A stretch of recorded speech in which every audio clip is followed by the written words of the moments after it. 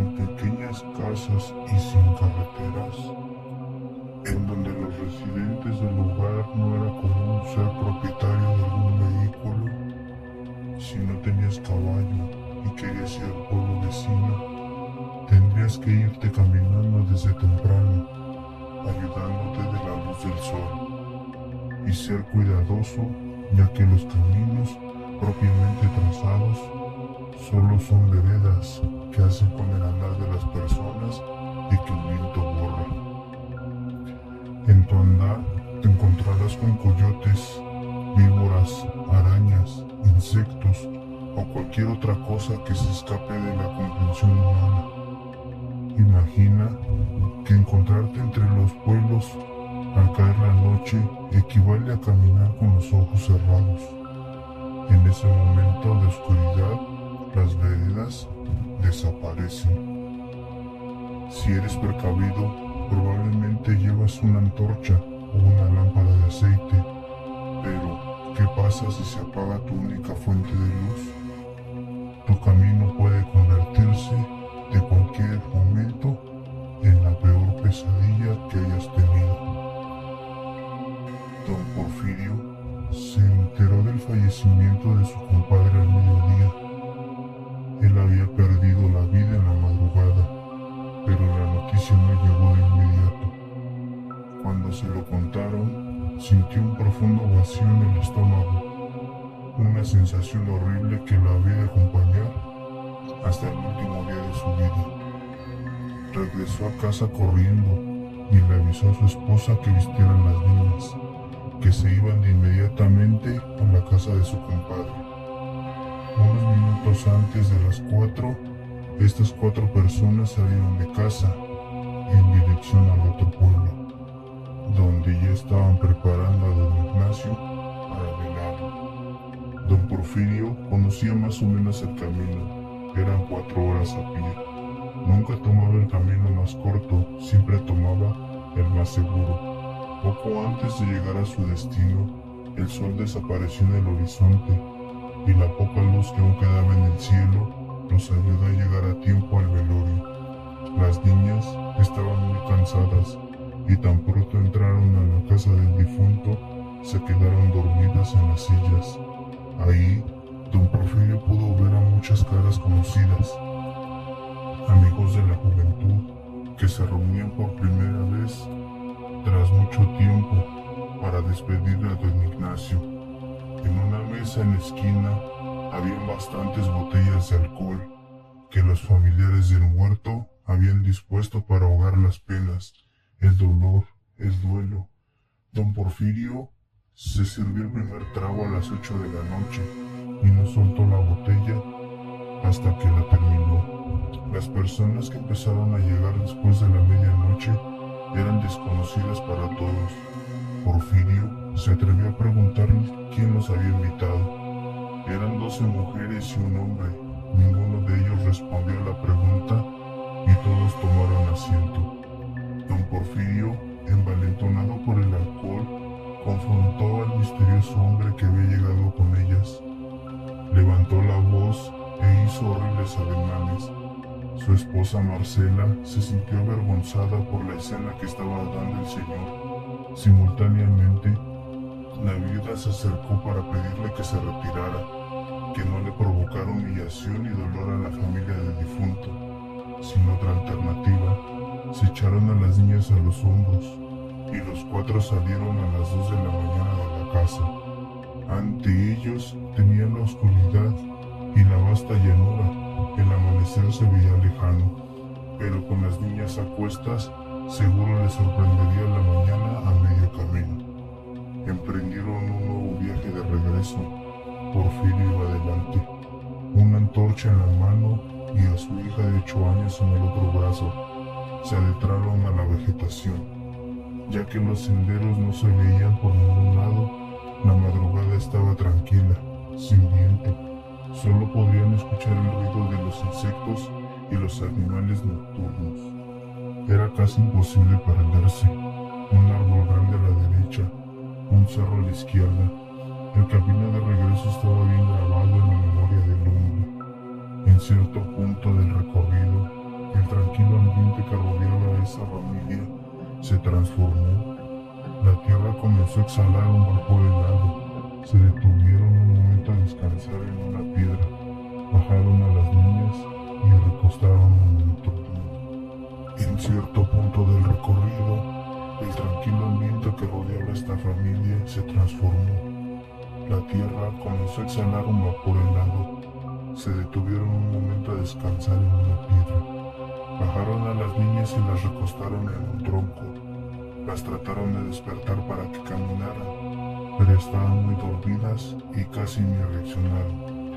Después de un rato, el hombre tomó nuevamente la antorcha que había clavado en la tierra y con la niña al hombro se dispuso a emprender el camino. Pero súbitamente la antorcha se apagó y todo quedó en absoluta oscuridad. Porfirio intentó volver a encenderla, pero fue imposible. Simplemente ya no podía prenderla.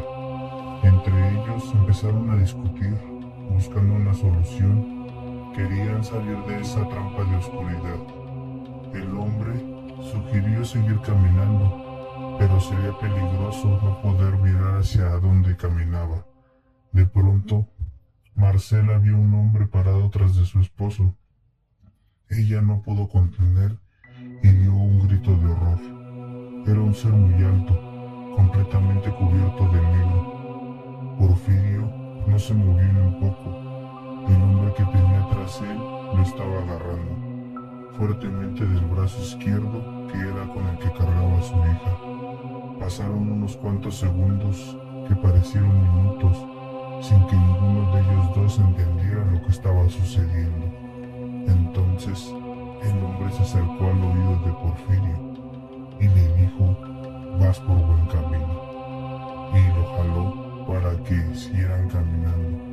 Ambos iban aterrorizados, sudando frío, espantados. Ella quería llorar. Porfirio seguía sintiendo aquel hombre de negro aún le estaba apretando fuerte el brazo, pero cuando miró a su izquierda no vio a nadie a su lado. Entonces se detuvo y volvió a ver a su esposa, que era quien estaba jalando del brazo. La mirada de Porfirio se cruzó con la del hombre de negro. Al instante, este transmitió un escalofrío que le recorrió la espina dorsal y llegó hasta su cuello. El hombre solo se repitió lo que había dicho atrás: "Vas por buen camino. Sigue caminando". Cuando hablaba, se oía su voz venir de todos lados.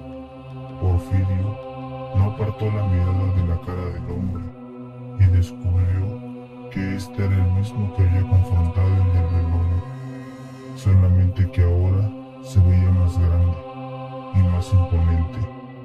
Su rostro pálido y alargado tenía una expresión de malicia. Imagina a una persona muerta sonriendo. La pausa que hizo la familia solo duró un poco. Ambos, tomados de la mano del miedo, siguieron caminando. El hombre de negro de pronto apareció al frente del camino. En un abrir y cerrar de ojos se iba hasta atrás y, en otras palabras, los iba a leer. Porfirio y su esposa pronto notaron que ya llevaban más de 6 horas caminando. Si salieron a las 2 de la mañana, lo más lógico es que ya estuviera el sol más arriba del horizonte. Sin embargo, todo era obscuridad aún. Así siguieron caminando a lo largo de lo que ellos calculan fueron 10 horas. Porfirio ya no reconoció el camino. No estaban los cerros, los árboles grandes, ni nada que lo guiara. De vez en cuando, el hombre que traía jalando les decía que iban bien, que siguieran caminando.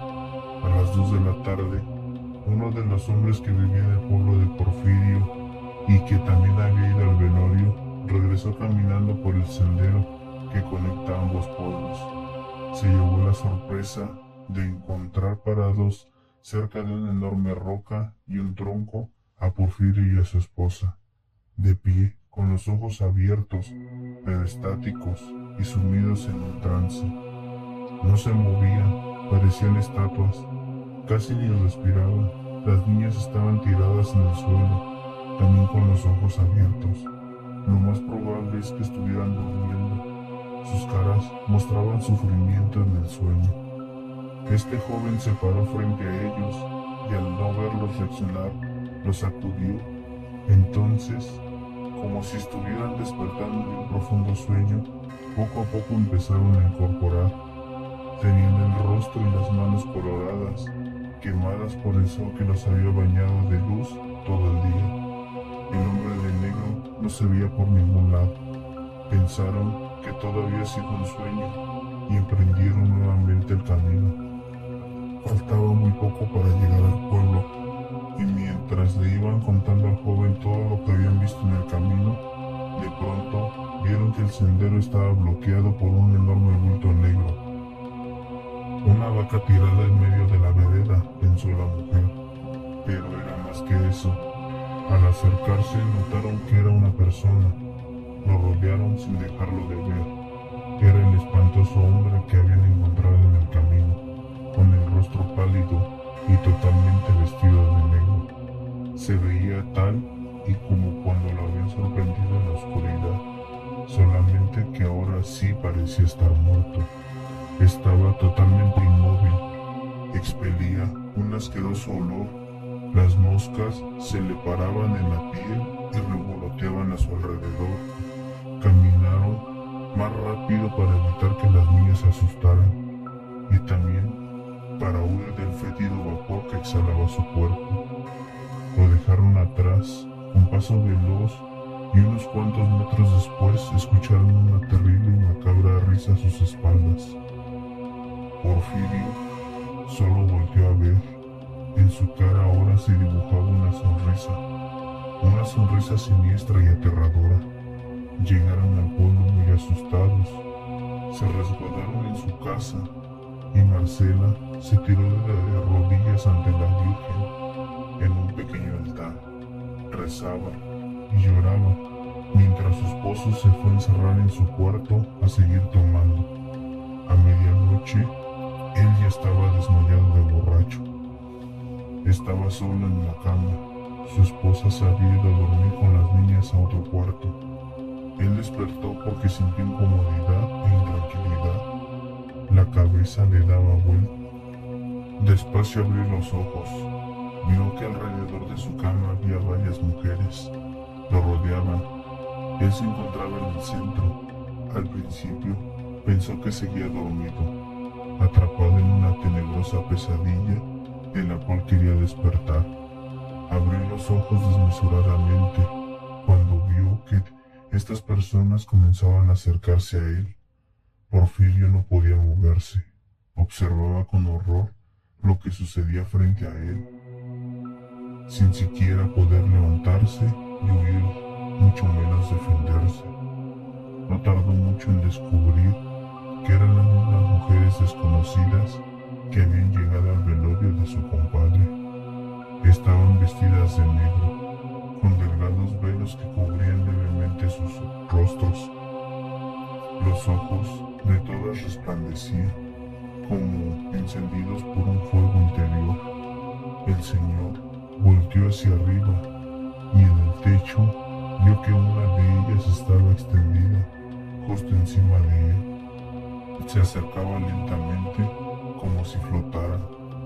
El ambiente en el interior del cuarto al principio era cálido por el abrasante sol de la tarde, pero súbitamente se enfrió. Y las paredes, los marcos de madera, los vidrios y la puerta empezaron a rechinar. Se retorcía.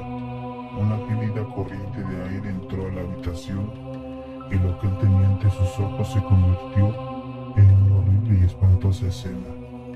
Cuando todas estuvieron tan cerca que tocar los pies, los bordes de la cama comenzaron a trepar y subirse en su espera. La mujer que estaba en el techo comenzó a descender. Ella bajó hasta que quedó a centímetros por encima de la cara de Porfirio. Las demás murmuraban cosas que él no podía entender. Decían lo que le iban a hacer y por qué se lo iban a hacer.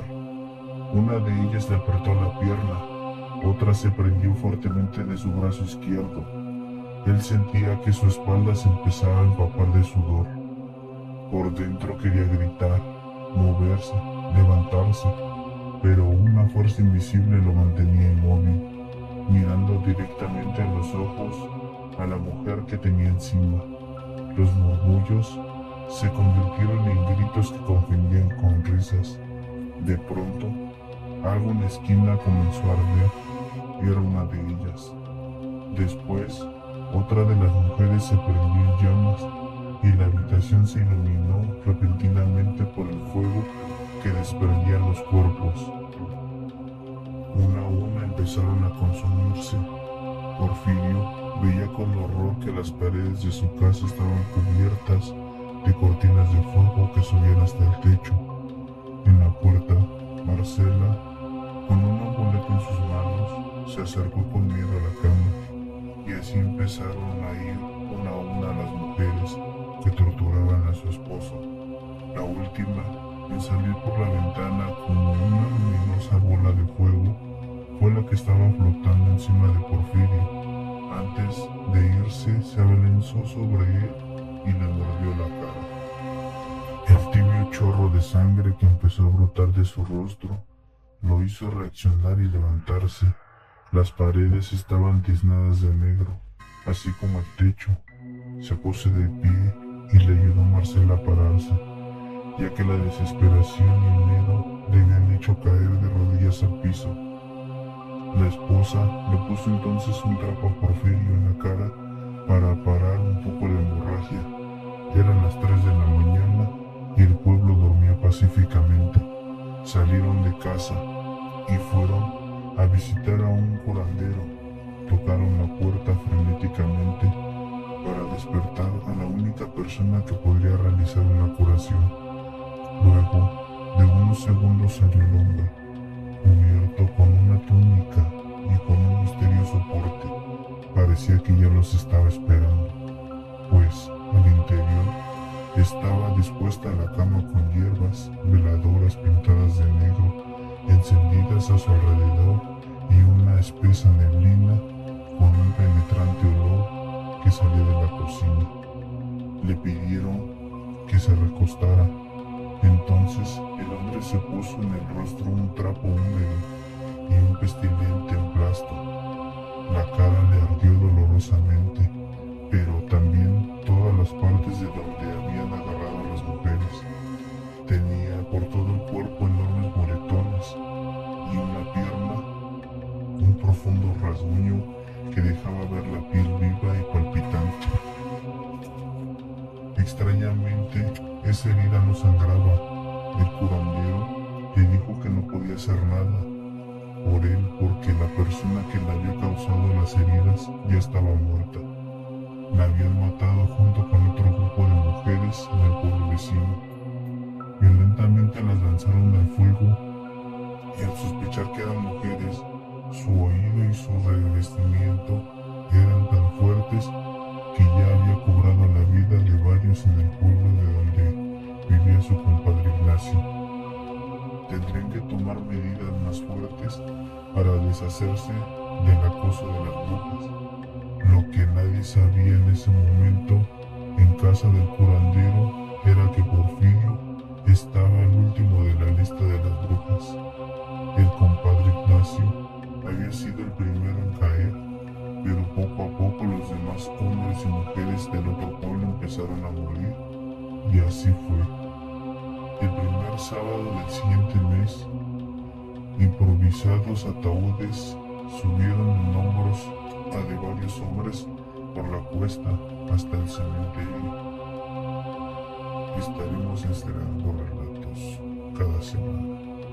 Ayúdanos compartiendo nuestro trabajo y recuerda que tus comentarios son muy importantes para la creación de nuevos videos. Sin más por el momento, esto es Cuando las luces se apagan.